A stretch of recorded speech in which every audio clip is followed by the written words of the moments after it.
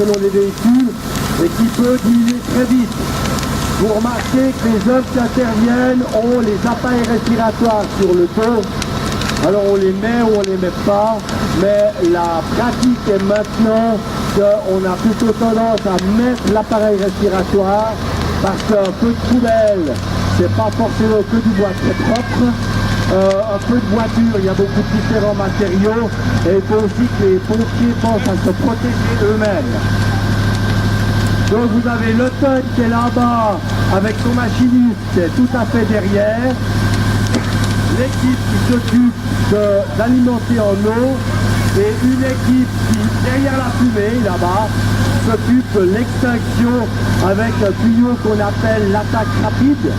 C'est comme un tuyau de jardin avec une dimension un peu plus grande. Et c'est un tuyau qui est prêt à l'emploi. Donc on peut gifler tout de suite. Et si c'est nécessaire, selon l'importance du sinistre, on va déployer d'autres conduites en partant de ce qui fournit la pression, c'est-à-dire le sol-pont. On va déployer des conduites d'un certain diamètre pour transporter l'eau jusqu'à un point. Ensuite, on va partir avec des conduites plus petites qui vont être des conduites d'intervention.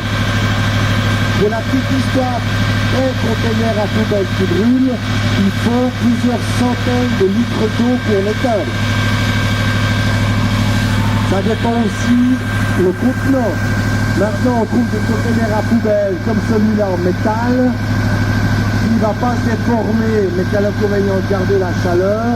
De plus en plus, on trouve aussi des conteneurs à poubelle en plastique qui eux vont fondre, propager le feu ailleurs. Et vous remarquez que maintenant, ils démontent le feu, parce qu'on ne peut pas se contenter de siffler et dire voilà, on a fini. On doit s'assurer que le sinistre est entièrement maîtrisé.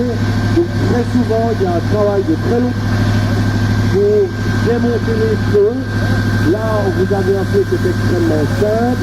Dans un appartement, on peut être appelé au milieu de la nuit à vider complètement l'appartement des débris qui peuvent y rester pour s'assurer que tout est éteint et éviter les redéparts de feu.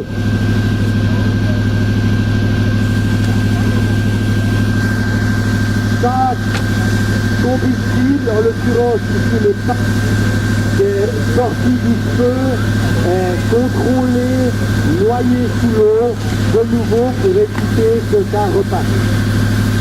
Les feux de bois sont des feux qui font des braises. On trouve ça notamment dans les feux de cave.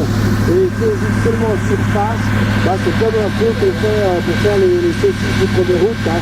Tout dessus, il y a les braises et ça peut repartir très facilement. Voilà, l'étape suivante au niveau d'un conteneur, c'est effectivement de le renverser, de s'assurer qu'on a fait une extinction complète.